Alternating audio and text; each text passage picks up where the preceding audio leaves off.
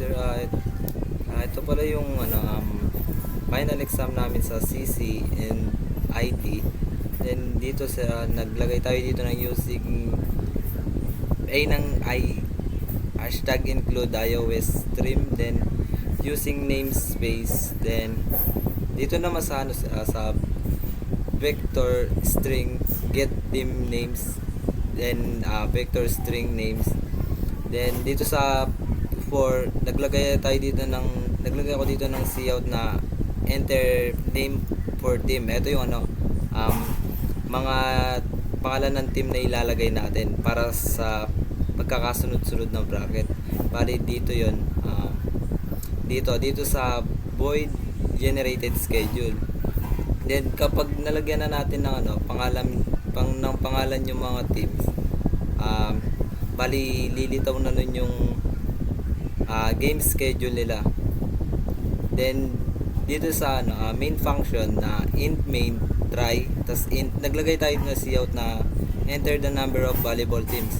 Kaya pala volleyball teams yung ginabit ko dito dahil ito yung favorite sports ko. Then dito sa if throw invalid argument, naglagay tayo dito ng invalid input, there must be at least 2 teams. Ito kapag dito iba yung nilagay mo, for example dito sa enter number of volleyball teams, kailangan susulat natin dito kung ilang teams yung ikakabit natin. Kapag hindi number yung kinabit natin, ito yung lalabas, yung invalid input, there must be at least 2 teams. Bali kailangan ganito siya, ikakabit natin yung number kung ilang team yung gusto nating ikabit. Example 4 teams yan, then enter, then ito na ilalabas nun, enter name for teams number 1. Example natin lalagyan natin Karasuno, then Shiratorizawa,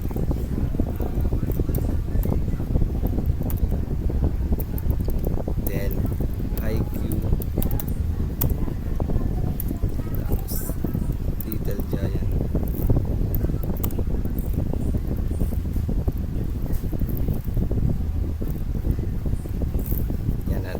then yan, kapag nalagay na natin yung enter name for teams, yan, tulad din sa nilagay natin sa enter the most of volleyball teams, 4 yung kinabit nating teams. Then kapag nabigyan na natin ng pangalan, then lalabas na dito yung game schedule.